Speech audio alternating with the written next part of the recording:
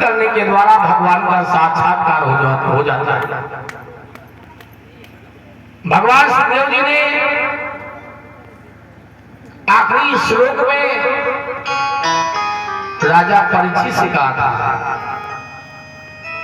नाम संकीर्तनम यस्य सर्व पाप प्रणाशनम प्रणामो दुख समनः तम नमाम हरि परम। पूरी कथा कहने के बाद आखिरी श्लोक बता दिया। और यही बात शुरुआत में ही पूछा था किसने? राजा परीक्षित ने प्रश्न किया था कि मरने वाले पुरुष को अंत में क्या करना चाहिए। तो मरने वाले पुरुष को अंत में तो नारायण नारायण कहते हुए परम धाम को जाना चाहिए, लेकिन अंत में नारायण का नाम तभी तो निकलेगा जब आप जैसा रचा पचा करेंगे, जैसा बोले होंगे, जैसा आपने योग किया होगा, जैसा जप किया होगा, तभी तो अंत में नारायण का नाम निकलेगा। जीवन भर झूठ कपट छल द्वेष क्रोध लोभ करते रहे तो राम का नाम अंत में कैसे निकलेगा? कलयुग में केवल नाम संकीर्तन करने मात्र से कल्याण हो जाता है। यही कलिकाल न साधन दूजा, योग जप जप तप व्रत पूजा, इनकी आवश्यकता नहीं है। न यज्ञ करने की आवश्यकता है, न जप करने की आवश्यकता है, न तप करने की आवश्यकता है, न योग करने की आवश्यकता है। फिर आवश्यकता किसकी है? बोले रामई सुमिरई गावई रामई संतत सुनई राम गुण। केवल राम नाम संकीर्तन से कल्याण हो जाता है। नाम की महिमा बहुत बड़ी बताई गई है। नाम की महिमा बहुत बड़ी बताई गई है। यदि नाम नहीं है तो कुछ भी नहीं है। राजन, हर चीज का एक नाम है, हर एक वस्तु का नाम है। अगर आपके गांव का नाम नदिया खुर्द ना होता तो क्या हम आ पाते? यदि आपका परीक्षित जी नाम ना होता तो कोई आपको जानता? हर चीज का नामकरण संस्कार होता है। घर भी लोग बनवाते हैं, उसमें भी फलाने भवन ढिकाने भवन। नाम की महिमा बहुत बड़ी बताई गई है। एक बार राम के विषय में थोड़ी सी चर्चा हो गई, ध्यान देना। नारद जी बोले राम नहीं बड़े हैं, राम का नाम बड़ा है। और विश्वामित्र बोले नाम नहीं बड़ा है, राम जी बड़े हैं। इसमें बहस ज्यादा हो गई। और नारद जी बोले विश्वामित्र, यदि मैंने आपको दिखा दिया कि राम जी बड़े कि राम का नाम बड़ा है तो मेरा भी नारद नाम नहीं। कह दिया। और इधर महाराज 14 वर्षों के बाद में जब भगवान आए थे अयोध्या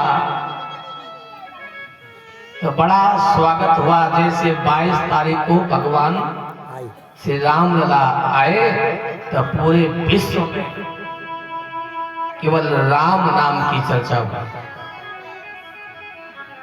अब वो पल कैसा होगा जब हमारे तुम्हारे समय में ऐसा लगा जैसे पूरा विश्व राम में हो। तो 14 वर्षों के बाद जब भगवान श्री राम अयोध्या आए तो बड़ा स्वागत सम्मान उनका हुआ।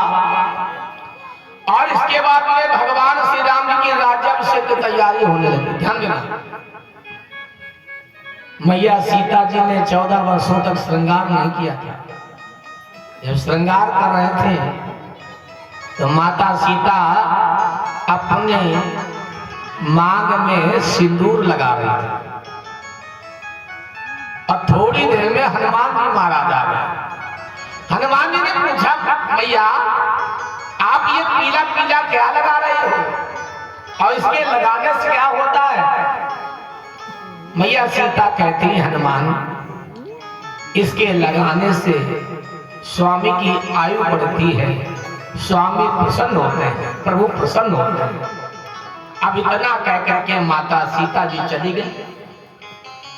अब हनुमान जी ने वही डिबिया उठाई, अब पूरे शरीर में लगाने लगे। बोले अधिकम से अधिकम फलम, जितना लगाएंगे उतने प्रभु की लंबी आयु होगी, उतने प्रभु प्रसन्न होंगे।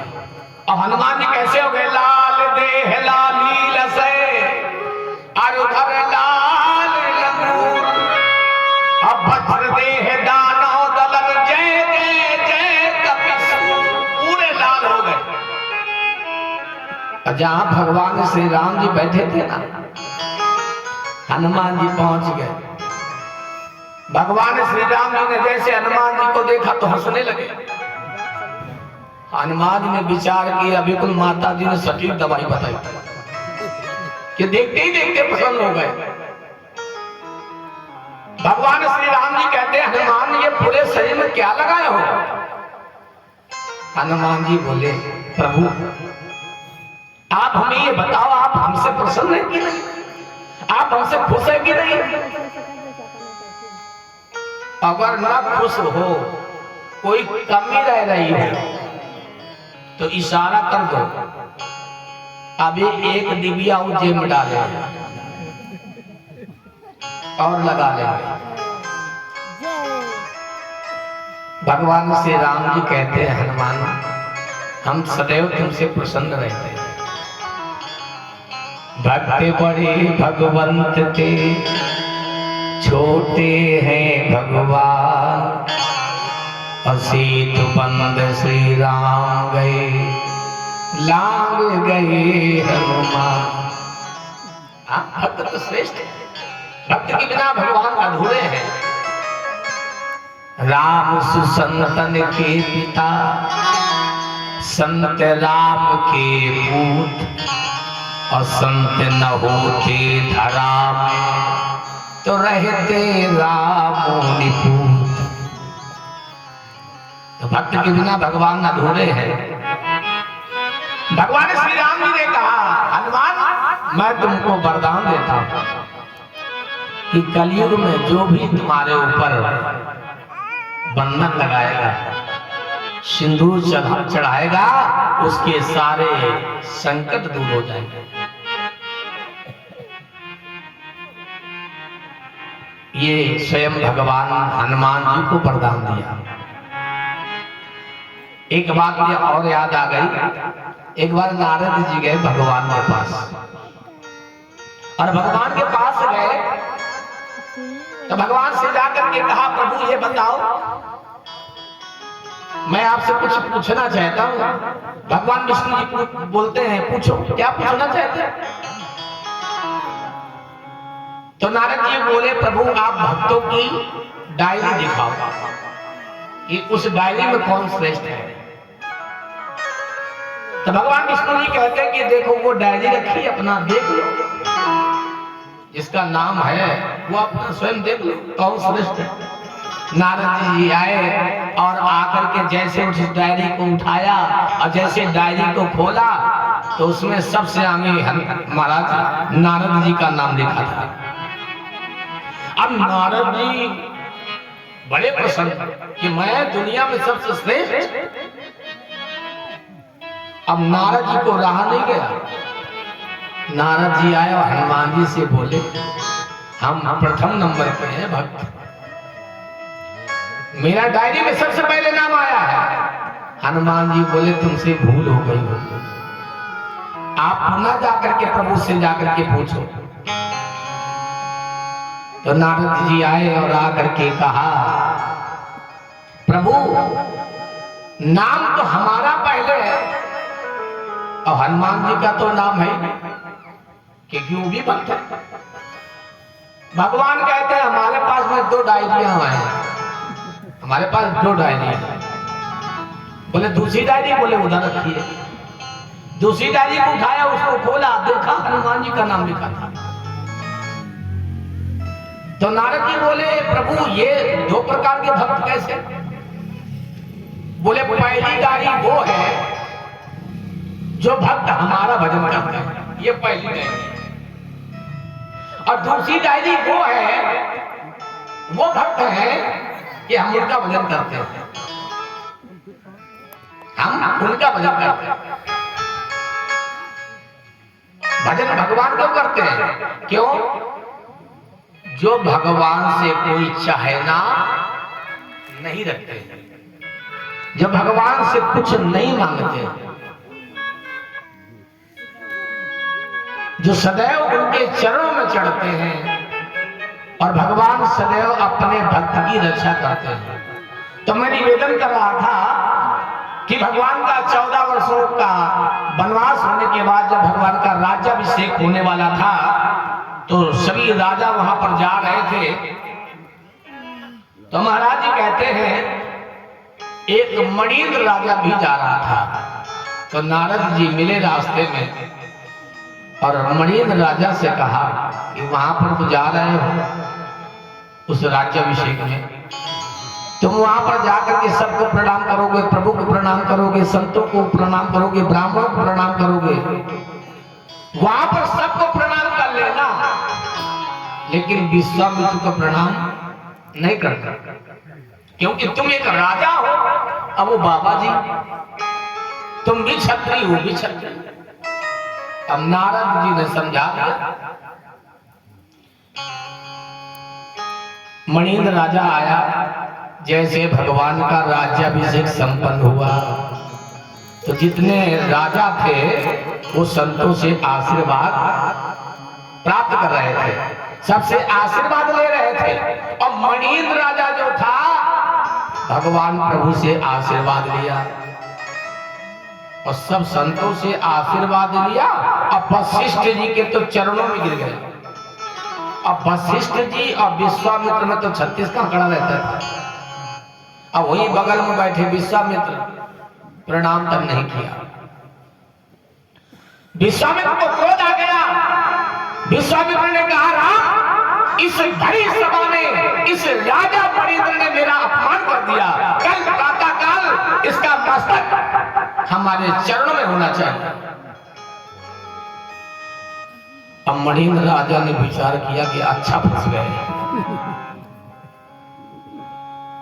भगवान श्री राम जी कहते हैं गुरुदेव, सभी संतों को और सभी राजाओं ने आपको प्रणाम किया और एक राजा ने प्रणाम नहीं किया तो कोई बात नहीं, माफ कर दो। बोले नहीं, इसने तुम्हारे भी चरण छुए, वशिष्ठ के भी चरण छुए, सभी संतों से आशीर्वाद लिया, लेकिन इसने हमारे चरण नहीं छुए, मेरा अपमान कर दिया, इसलिए इसका मस्तक धड़ से प्रातः काल अलग हो जाना चाहिए, हमारे चरणों में होना चाहिए। भगवान श्री राम जी कहते हैं ठीक है गुरुदेव, कल प्रातः काल इसका मस्तक धड़ से अलग हो जाएगा। विश्वामित्र बोले ना, हम ऐसे विश्वास नहीं मानेंगे। बोले फिर? बोले आप हमारी पहले चरणों की सौगंध खाओ, तब विश्वास होगा।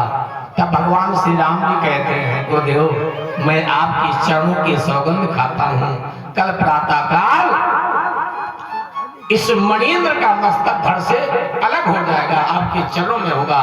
और जैसे मणिन्द्र राजा ने सुना, भागो रे भागो, भागो रे भागो।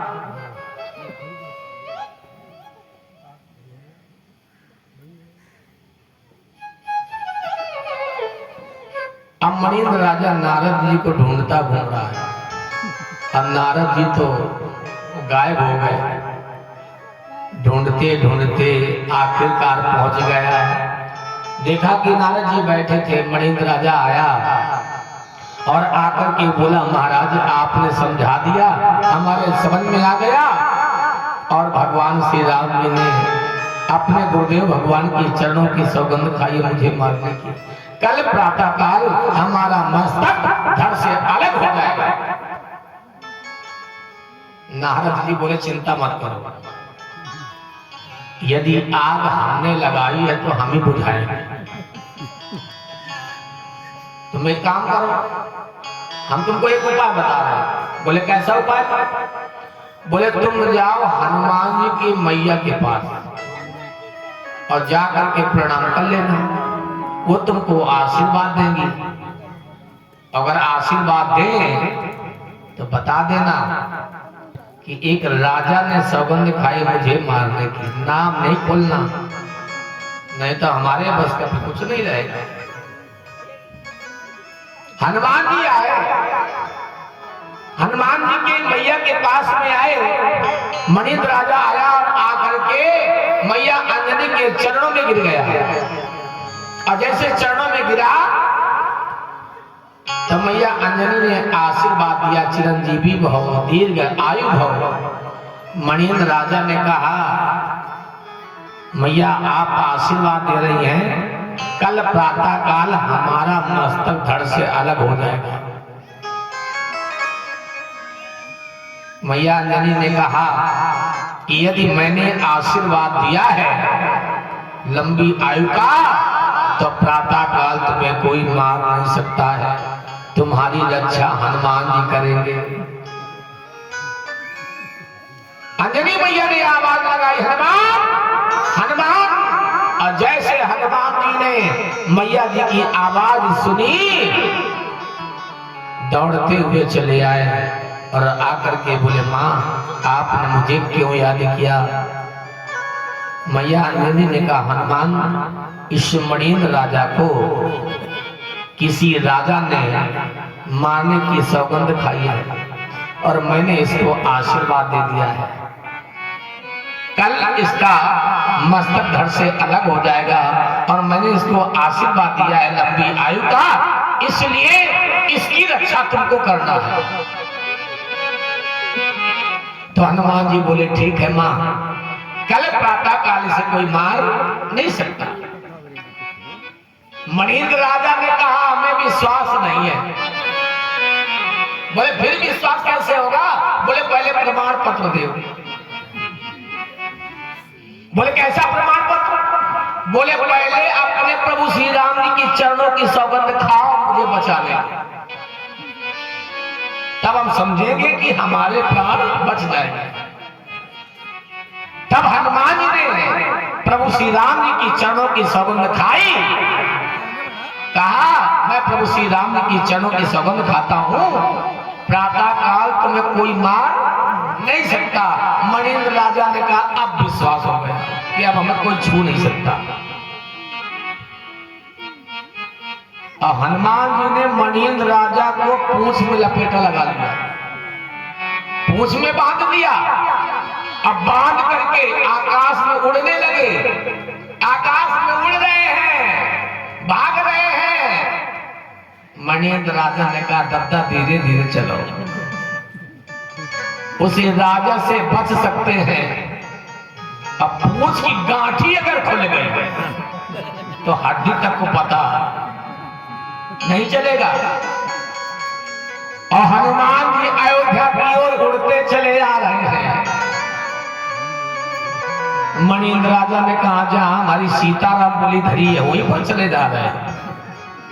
और तब तक देखा कि भगवान श्री राम जी रथ में बैठे हुए धनुष बाण लिए हुए चले आ रहे थे। हनुमान जी ने जैसे मणिन्द्र राजा, जैसे भगवान श्री राम जी ने हनुमान जी को देखा और हनुमान जी ने भगवान श्री राम जी को देखा तो चर्चा होने लगी। राम जी ने कहा हनुमान इस मणिन्द्र राजा को छोड़ दो, मैंने गुरुदेव भगवान की चरणों की सौगंध खाई है इसे मारने की। अच्छा प्रभु, यदि आपने अपने गुरुदेव भगवान की चरणों की सौगंध खाई से मारने की, तो हमने भी आपकी चरणों की सौगंध खाई से बचाने की। भगवान श्री राम जी कहते हनुमान बचाओगे? बोले हाँ बिल्कुल बचाएंगे। अब तो महाराज जी कहते हैं भगवान श्री राम जी तरकस से बाण निकालते हैं और बाण चला रहे हैं और हनुमान जी नाच रहे हैं, राम नाम की कोट लगा रहे हैं। श्री राम जय जय राम, श्री राम जय जय।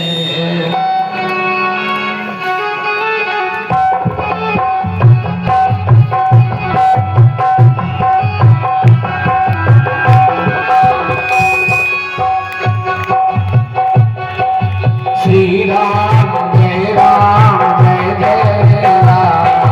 श्री राम जय जय राम, श्री राम जय जय राम,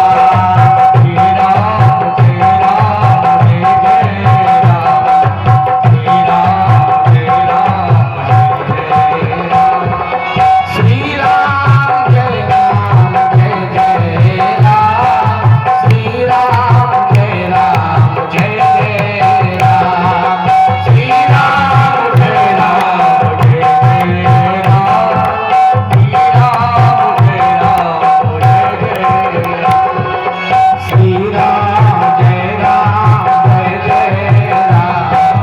श्री राम जय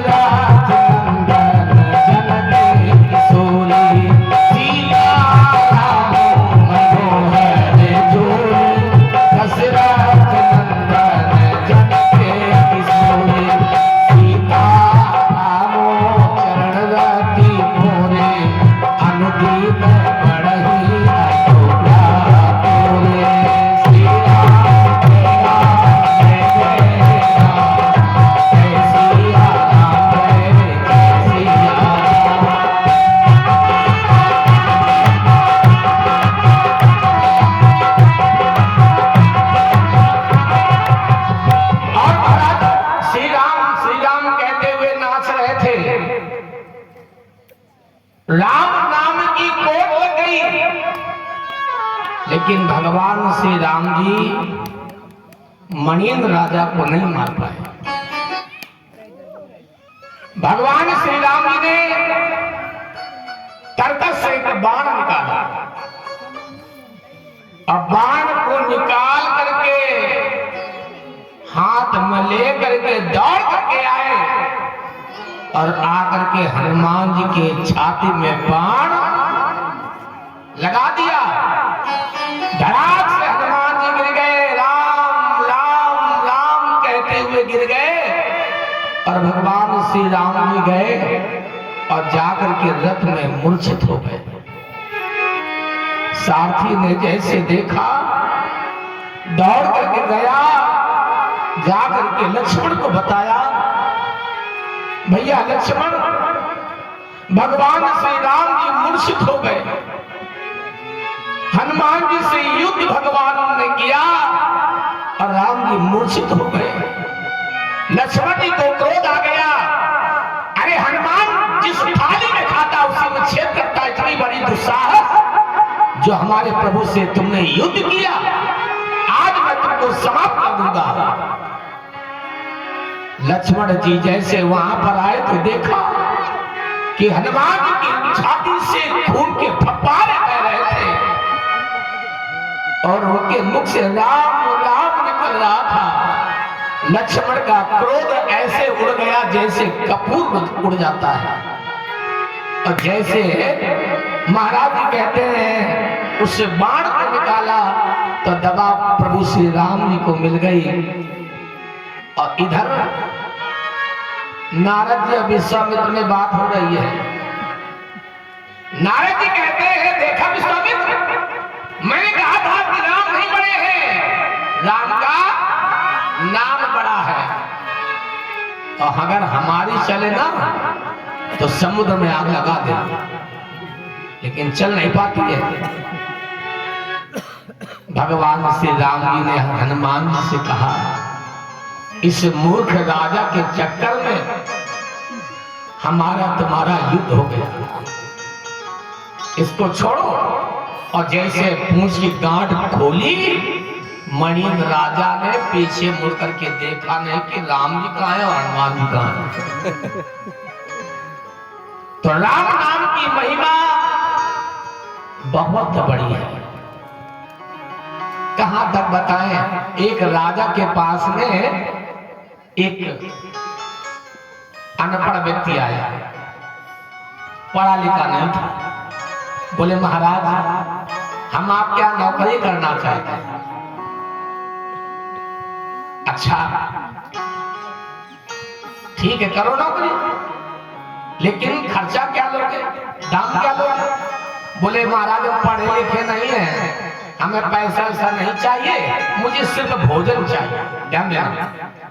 तो राजा ने कहा ठीक है, तो तुम्हारे लिए काम है, ये ऊंट जो बंधे हैं तुम इनको चलाओ, तुम्हारा यही काम। अब वो चरवाहा, वो व्यक्ति ऊंटों को लेकर के गया जंगल। ऊंट चलते चलते चलते चलते बहुत दूर निकल गए और ये एक पेड़ के नीचे लेट गया। और जैसे पेड़ के नीचे लेटा तो इसको नींद आ गई और ऊंट और दूर चली गई। ऊंट बहुत दूर चले गए और जैसे उस चरवाहे की आंखें खुली तो देखा कि ऊंट नहीं दिखाई पड़े। अब अपने ऊंटों को ढूंढता घूम रहा है, लेकिन जब ऊंट नहीं मिले तो रास्ते में मिंगनी लेनी मिल गई, ऊंट की लेनी मिल गई। अब जरा ध्यान देना, उन लेड़ियों को हाथ में ले लिया, हाथ में लिए और घूम रहा है, पढ़ा लिखा है नहीं। रास्ते में एक सज्जन मिले, अब देखो कैसे बता रहा है, क्योंकि पढ़ा लिखा है नहीं, नाम जानता नहीं, तो कैसे बताए। तो उसने क्या कहा उस व्यक्ति से, भैया उनसे कह देना कि जिनके हम हैं कि उनके वो खो गए कि जिनकी ये है।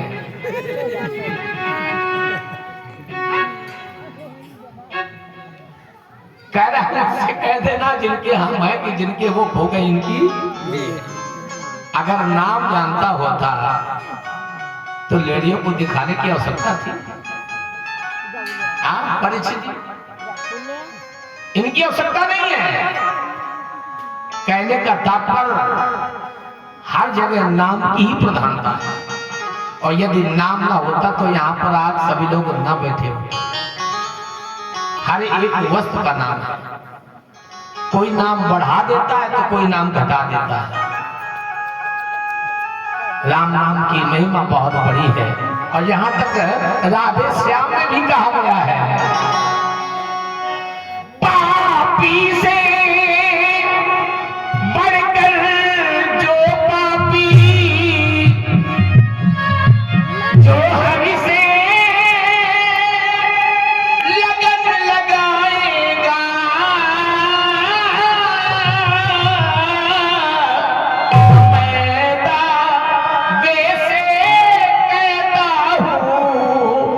मुक्ति क्षण में पाएगा।